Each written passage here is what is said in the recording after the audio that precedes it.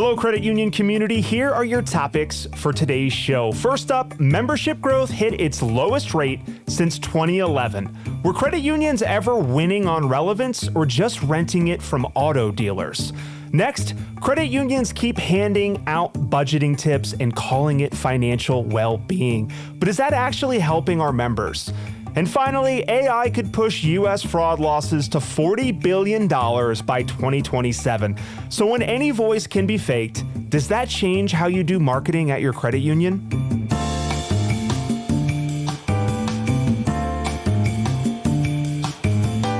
Welcome to Grow Your Credit Union, the podcast that fosters the growth and development of current and future credit union leaders by facilitating challenging discussions and presenting solutions to industry obstacles. I know you didn't ask for our mission statement, but I gave it to you anyways. I am your host, Joshua Barkley, and remember, if there's anything you want us to cover on the show, reach out to us at info@growyourcreditunion.com. Okay, my co-host is in the building. Let's bring her on. Becky Reed, hello. Howdy, y'all. Howdy, Becky. Becky, for banter today, I want to let you know I'm going to Los Angeles this week. I wrote a script that I started in 2017, and I'm going to read with actors and actresses at a studio. And it got me thinking, I started this script back in 2017, did 6 drafts of it. So worked pretty hard on it. Then got into marketing and decided, okay, I'm transitioning out of movies. I don't want to do this stuff anymore. I'll do something safer, get into marketing. And then kind of brought the script back a year ago and started writing with a friend. And it got me thinking, Becky, what is something that you started that you still feel like you have to finish? My book. So yes, I have written a book, but it is not about what I originally thought I'd be writing a book about. So I have started a fictional book multiple times since I was a teenager. So going way further back than 2017, my husband keeps telling me you need to write the book. And I've gotten a couple of chapters in, but then I lose interest. I don't really think about where it's going. I'm not really good at having an outline of the whole book. I kind of just start writing. And then I just lose interest because I'm not really sure where this is going. The first book I actually wrote start to finish was the Credit Unions and DeFi book. That kind of gave me a little bit of an inspiration to write the fictional book finally. So, yep, that's on my list. I've got to get that done someday. All right. It's on record too now. So right? Don't make me talk to you about this in a year or two. I'm going to hold you to this. Even if you never publish it or it never goes anywhere, you just got to finish it. Yep. There you go. There you go. All right. I'm not going to be your dad today, Becky, but I'm going to yell at you in a year. I'm going to mention this 1 year from today, June 16th. We're going to talk about this again. Okay, let's bring out today's guest. He's the Vice President of Marketing at Affinity Federal Credit Union, Ryan Morosi. Welcome to the show. Thank you for having me. Appreciate it. A recent creditunions.com article by Rebecca Wessler lays out an interesting stat. Credit union membership growth fell to 1.88% at mid-year 2025, which is the lowest rate since 2011. Citing Callahan and Associates data, Rebecca notes that in 2022 and 2023, credit unions were adding more than 5 million net new members a year. That number is now 2.7 million and falling. Rebecca points something out that is very interesting. She thinks that the record-breaking growth years were one-hit wonders sourced through indirect lending, meaning auto dealers were doing the work, not credit unions. Ryan, do you buy her thesis that credit unions are renting their relevance from auto dealers? Not entirely. The data is correct, but I think her conclusion is partial. Credit unions were testing a new channel in 2022, indirect lending. That was a byproduct, in my opinion, of COVID, right? You used to get all your growth in person, these seg relationships with large institutions. You'd have employees there. You get to cross-sell them, the membership, the benefits of a credit union in general. You'd get a lot of growth that way. COVID eliminated that channel overnight. You also push people to do digital banking, right? So this whole in-person type of banking mindset was forced equally overnight to move digital, right? So I was already using a mobile app. I was already doing these transactions online. But there's a generation that's like, I want to do it in person. I don't trust the technology. So now those people are forced to use digital channels. I really think the bigger culprit was traditional channels dried up. And then these fintechs that were built digital first, your SoFis, your Chimes, exploded. I met Chime last year had 1.5 million members growth, and SoFi was over 3 million. So that to me is really the story. People are going to these other avenues that didn't really exist before COVID or weren't really enticing before COVID. We just happen to test a new channel at the same time. And I think credit unions learn quickly that I can get a lot of members through indirect. Converting those members into us being their primary FI or even their secondary FI, very hard to do. And they started to pull back and said, this is a lot of money up front. I'm losing the person in 18 to 36 months because a car auto financing does not actually equal a real relationship. And it's hard. It's hard to convince someone to switch everything over. So they're pulling back now. And I think you're really seeing the effect of COVID and this push for digital, where maybe credit unions weren't always the strongest player in the space. Pushing back on Rebecca's article a little bit, I love it, Ryan, when we have a little bit of pushback. I think you make a good point that this is a little bit about the time period we were in. And you're right. The rise of the fintechs changed the equation on growth a lot. Becky, thoughts on this particular article? I've never been a fan personally of indirect. And to say that membership has grown because of indirect just from 2022, I think is not an accurate statement. I mean, we've been doing indirect for decades, and it's never led to a real relationship that Ryan talked about. It just never has. We become a finance company to that person, and credit unions are known for having better rates. And so a lot of people get a credit union loan through a dealership because that's the best rates. But that's not necessarily where they have their full financial relationship. Now, the interesting thing is that Ryan brought up SoFi and Chime, and I was actually putting in ChatGPT while he was talking, where their growth is coming from and what percentages. And he quoted it actually verbatim what ChatGPT just told me. And so, my thought process was, well, those people have to be going somewhere, right? So where are they going? Well, that's where they're going. And why are they going there? And it's because of ease of access, right? Because it's easier to go there. The user experience is better. As a matter of fact, Chime and SoFi both consider their accounts holders members. You're a member of Chime, and then, they're not a financial cooperative, and they're really a banking as a service platform, right? Because there's a bank on the back end, and they're just a slick fintech front end. SoFi, same. And so, and they don't really lead with loans. They lead with a high yield checking account. That's what they yield with. Chime led with get your direct deposit a day sooner, right?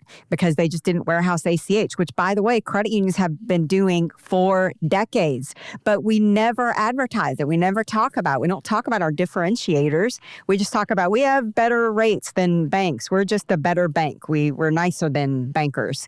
And, that doesn't fly anymore. And so I think that there's only so much of the market to go around. Here's an interesting stat for you.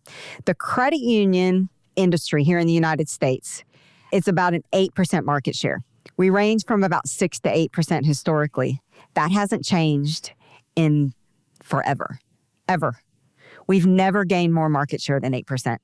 And so to focus on, we only had 1 million new members added last year, I think is the wrong thing to focus on. I want to push back a little bit, though, on you here, Becky. And both of you, really, because Rebecca, both of you made good points. I think they're valid. I think, Becky, your comment about indirect really wasn't the growth driver. I agree with you. Credit unions have been doing indirect for a long time. But Rebecca does say something, though, that I think maybe you can agree with. I think we can all agree with here, which is she says, though, credit unions have been renting their relevance from other channels. And I don't think at the end of the day, you can nitpick things about her article, but I still think she's right. Wouldn't you agree? Like we're renting our relevance. If you're looking at Chime or SoFi, they're building their own relevance. If we're relying on auto dealerships to push products, we're renting relevance as an industry, no?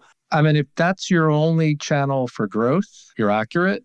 But any organization, you shouldn't put all your eggs in one basket. You should be growing organically, word of mouth, through paid acquisition, through indirect channels, through community-based event partnerships, like the whole gambit to really ensure that you're going to have sustainable growth. I think if there's a credit union out there that's like, oh, this is the channel we're going to do all our growth in and double, triple down on indirect, absolutely, right? They're putting their growth in the hands of someone who has no real connection to the credit union other than maybe commission or fees they get paid. So you're at fault in that situation. But at least here at Affinity, it was just another channel we tested. We found the right level of activity there, and it just complements all these other avenues that we do. So, yes to no, I would agree with that statement, but that would be saying you only use that as your growth channel. I agree with Ryan. There's multiple channels. I don't think that any credit union or any financial institution for that matter that has one channel for growth, regardless of if it's new members or checking accounts, deposit accounts, or lending relationships rate, that you just have a single channel that you utilize to gain those things at your financial institution. What I will say about indirect, though, is I always felt like indirect lending was like crack. It's a drug. Once you start, you cannot stop. And the margins are so thin, especially when, at post 2009, when interest rates went to almost zero. And, lending was running hot, but interest rates were super low, margins were super low. And so you had to make it up in volume. And, loans were paying off in 18 to 24 months. And that is a very rapid turnover of your loan portfolio. And the only way you can even grow that portfolio was through indirect. But once you stop it, it comes to a screeching halt. And your margins are thin already. And then delinquency starts to, come into play after about 12 months, 13 months. And, now you're dealing with charge-offs with a member you achieved through no relationship. So they don't care if they pay you or not. And so it's really a vicious cycle to get in with indirect. I've never been a fan of it. I understand why credit unions want to use it as a channel because at least you're reaching the people at the dealerships. But I've always felt like it's not the best channel to rely upon for members or otherwise.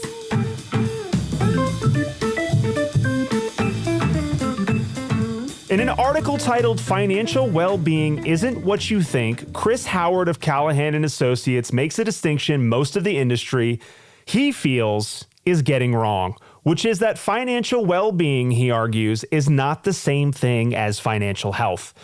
Health, he says, is the math, income, savings, debt, credit score.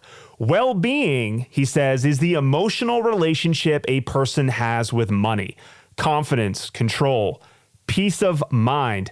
And I think here's where Chris's argument gets a little spicy. He says credit unions keep defaulting to financial education and treating that as if it's the same thing as building financial well-being.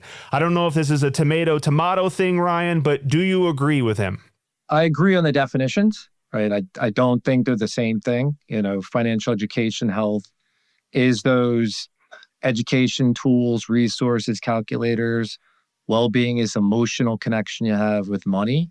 I think the two are connected, right? For you to have confidence in the decisions you make with your money and to have the strong emotional positive state around it, you have to have the competence underneath it. So if you're only measuring part of the equation, you're missing out, right? And I think that's where maybe some credit unions are getting it wrong is they only focus on the education piece and only measure that part. And you really have to measure both. I consider it like the healthcare space where I go into the doctor's office and say, I don't feel well. I think I have an injury. And they go, okay, I'll take in consideration your feelings, Ryan, but we're still going to look at your biometrics. I'm still going to look at your blood work. We're still going to run some tests. We're going to get your lab results. And then I'm going to take both pieces to get a complete picture of you to understand and diagnose what's wrong. And I think it's the same thing, right? If a credit union is only measuring well-being or only measuring the education piece, they're not going to get the whole picture of the member. And at the end of the day, they're going to fail, right? So I think he has The definition's right. I just don't think credit unions are measuring the entire picture is maybe where they're falling short. And do you think, Ryan, that's kind of what he means? Because I find it very intriguing what he's saying, but I'm also kind of like, I think you're right. I think what he's trying to say, and correct me if you feel the same way or differently, is the two pieces, like you said, we're doing the education, but there's that well-being, that mental health component that we're lacking. Is that kind of what you see? Kind of. I think he was like convoluted at getting that across in the article. I think that's what he was trying to do, at least. But it's not so black and white to the reader that that's what he was stating. I think he was trying, like, it sounded almost like credit unions are measuring the wrong thing. And I think they're just measuring an incomplete thing. So, maybe he just needs to subtly tweak some of his statements. But I think that's what he's trying to get across. Becky, financial well-being, financial education. Chris is making the argument that we're not doing anything to help with the well-being side. Well, I actually just made a comment on a LinkedIn article about this that Frank Diekman posted from CU Today. And I think for me, I was like, help me understand. If credit unions are really great at helping people achieve financial well-being, then why in the heck are all of our members being defrauded? So I'm like, let's not pay attention to financial well-being. To me, there was always this incongruence with financial well-being means debt is bad, but we're in the lending business and we offer credit cards and we tell our members to use a credit card. And then we turn around and tell them that they shouldn't go into debt and they should manage their budget better. We're talking out of two sides of our mouth. Now, there is certainly, from a financial well-being perspective, there's the right way to use credit, right? There's a safe way to use credit. There's a responsible way to use credit, and to make sure you're using it in that way so that you don't get out of control. But many times members come to us because they are out of control, right? They need our help because they're drowning because they haven't been able to manage things appropriately. Now, on the other side of that is the fraud that is happening. So account takeovers are happening all over the place, and AI is just making it worse, which I think is what we're going to talk about a little bit later. But billions of dollars every single year are lost to account takeovers and scams. And our membership is being targeted, particularly our core members, which are baby boomers and Gen X. That's where all the money is right now. And so the bad guys are targeting these folks, and they are being educated by the scammers to lie to their financial institution about what's happening. And so how do we do a better job with tackling that?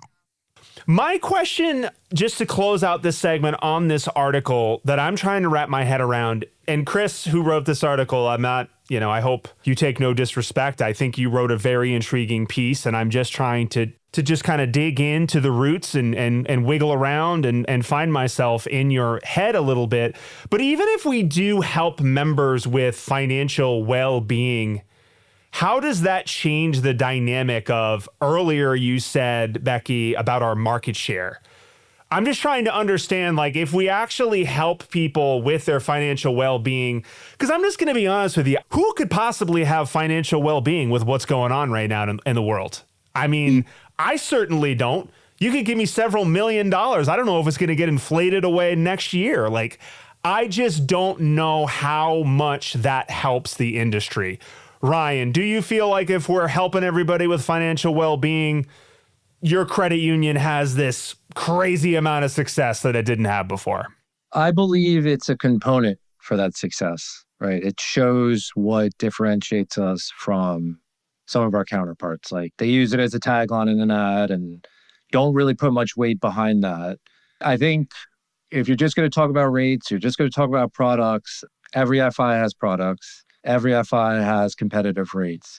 You need to have some other element, in my opinion, that separates you from the pack of why someone's going to choose you over another FI. And I think credit unions, and at least at Affinity, like, we genuinely care to help people, regardless of this dynamic that's kind of going on in the world that most of us have zero control over.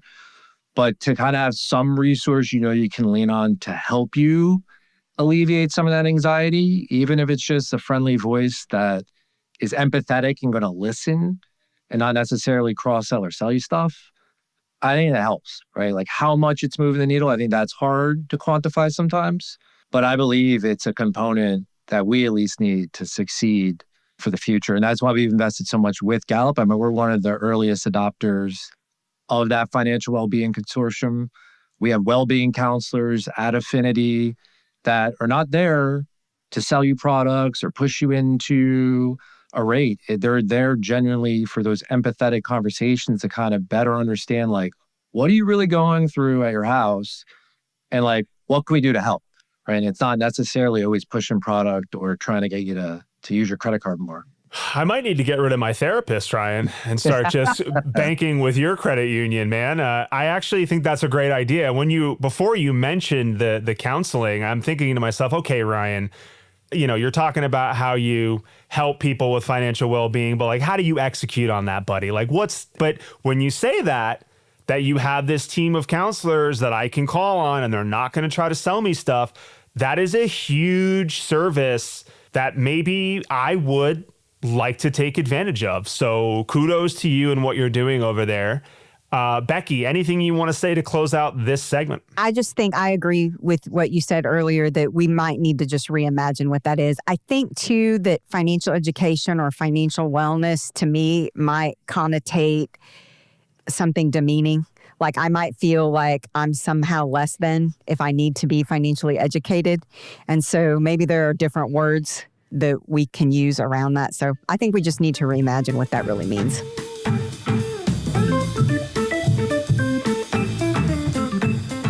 In an April CU Times piece, Sean Ferguson of Origins opens with a number that should be a little bit eerie, I think.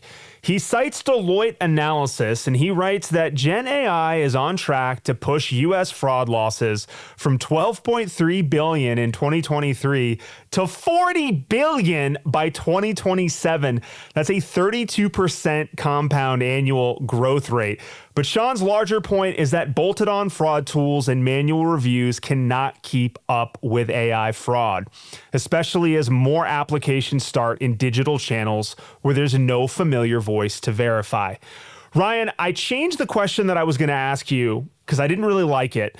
And you're a marketing guy. And what I'm wondering from your standpoint is, in the age of AI-enabled fraud, does all this stuff change how you do marketing at your credit union? Less changes to the marketing, more changes to back-end systems and processes we have in place, right? Like, I know your original question was like, knowing your member, is that a liability? Or is that still a selling point? I think it's still a selling point. I just think the definitions changed, right? Like, it used to be, I see your face, you come in, now I know that's you.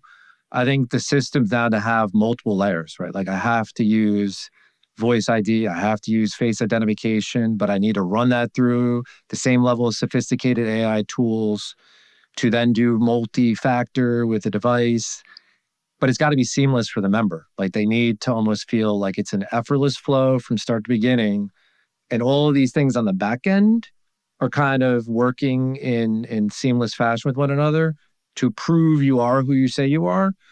But the marketing messaging still sticks the same, in my opinion, right? Like, I'm still selling you on that differentiator. We just talked about the well-being and that component, the community-based efforts that we do to make your local communities better, whether it's sponsorships, grants, volunteerism we do. None of that changes because of the AI fraud.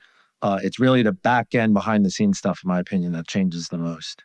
The back end, I would agree. What else changes with AI fraud? And I will say, I talked to your boys over at Pure IT, and I told them that when I started in this space 5 years ago, cybersecurity IT was not sexy. Like, they were kind of the weird guys at the lunch table, like over in the corner. And now all of a sudden there's all this new interest in cybersecurity and IT because of all this AI enabled stuff. So bringing this back over to you, Becky, what's really changing that you're seeing right now with all of this? Well, I think that there's emerging now. Ryan talked about, behind the scenes back office, and I can tell you that the speed of AI really does make the siloed systems that we use in the back office, the batch processing systems, the slow, antiquated yet ways we do business, AI takes advantage of those things. And we are not able to keep up quick enough. And I think there is this merging of, used to be cybersecurity, like you said, used to be there was a CISO, right? A chief information security officer that focused on things like your network security and, making sure your firewalls, were secure and stuff like that. And it really didn't have to do anything with risk management inside of the credit union. So a lot of times you would have a risk management person that would be looking at payments, risk and looking at, digital banking, login risk and things like that. And there's really this converging of information security because, look, everything that we offer our members today is digital. You just said it. And that involves IT. So no more is internal risk mitigation strategy and external network risk mitigation strategy two different things. I think that the information security officer and the risk management officer inside the credit union are now one and the same. And I think that is a stance that more credit unions need to start taking, that the fraud that your members are seeing with account takeover is not really that much different than what we're seeing with the DDoS attacks that are hitting our firewalls every day. So I think it requires, we've talked about this a lot on this show, it requires a changing of the mindset. And I think it's really important what Ryan said too about how, we used to know our members' faces, right? They would come into the branch and we would know, hey, you're not Ryan. Hang on a second. I know Ryan. And you're not Ryan. And so get out of here, right? Well, now we don't know Ryan, and our digital tools that we use every day only know Ryan by his login or whatever multi-factor authentication tools that we're using to try to identify him, most of which AI can bypass or can fool or trick or take over. And so what can we do to think holistically about what security really means, not just from a network perimeter perspective, but also from a member perspective? Oof, so much to unpack there, Becky. I do like what you said about how we knew the member in the branch. It even makes me think like we talk about our differentiators, we really know people, but really it's changing how we know somebody, right? Like now it's through these digital channels. Like it's just, I used to know you in person. Now I have to know you in a different way. You mentioned, Becky, the tech stack, and I heard you, Ryan, kind of like agreeing about how this antiquated tech stack that we use is very easy to manipulate, very easy to infiltrate. Is that something we can do away with, Becky? I mean, the core systems that we're all tethered to in this industry are from the Atari age. And even the cores that people are like, oh, I got a brand new core. It's so cool. It's like, no, dude, your core that you're telling me is new is like a 1988 like Pontiac Fiero or something. It's like, it's still not new and it's still not that tech savvy. So are we going to have to transform our tech stack? Can we even do that, Becky? Like what? So there is massive, massive disruption that is headed our way. Massive. And the reason there's massive disruption heading our way is because AI is writing AI. Claude is writing its own code to grow and to learn and to expand. And our systems in the banking industry, this is a banking industry problem, by the way. This is just not just a credit union problem. The banking industry is so far behind because of all the things you just mentioned. ACH is processed with a batch. It's an XML file, for goodness sakes. And that is so far outside of what the future looks like that I am concerned that our industry is not going to be able to keep up with the disruptive elements that are already hitting us. Look, we have blockchain technology. We have payments disruption with stablecoin rails. Visa and MasterCard are probably going to be going away. We have AI and agentic AI that is going to start using digital wallets for payments. We have autonomous cars that are coming out that are going to completely disrupt lending. We're going to start digitizing and putting on chain real world assets like our house. Now people can sell tokens tokens to their own house to raise money. They don't need to borrow money from a financial institution. And so those are things that are disruptive on their own. But then we look at the systems that we're using, and there's massive disruption coming. And so we really have to be on our guard and thinking differently and understanding these disruptive technologies that are about to come in and trying to use them in ways that make a difference. So what I'm going to mention is we talked about, knowing people when they come in. Well, how can we in a digital way, and I can tell you Bank Socialist solved this, by the way, so call me. But John's a software developer. He's like, this is a problem, right? How can I build software that does what a human used to do when Ryan came into the branch? How can I make sure that that is really Ryan? And not using multi-factor tools that have all been compromised by now, because the Equifax breach, everything is known by everybody, and all of our data has been out there 25 times. So how can we use software and AI to beat AI? Okay, that brings us to the end of the show. Ryan, give me your final thoughts, plugs, anything you want to share. I do appreciate you having me on. It was an interesting roundtable approach to a podcast. I did like it. I would just say, if you're out there and you're not a member of a credit union, at least do some research and understand why we exist and what separates us from FIs and fintechs. And that's it. If anybody wants to get in touch with you, Ryan, how do they do that? I'm pretty easy to get in touch to. Email, Zoom if you could get into our Zoom workplace, but probably LinkedIn is the most appropriate channel. So by all means, if anybody's out there has a question, comment, wants to engage in a conversation, I'm always open to meeting new people and having different perspectives on stuff. So, Becky, final thoughts. I think it is so important for credit union folks to understand what's coming. And I understand you get stressed out. Josh, you're like, oh my gosh, this is stressing me out. Well, let's not be stressed out. Let's learn about it and try to figure out how we can at least stay in step with it if we're not going to be able to get ahead of it.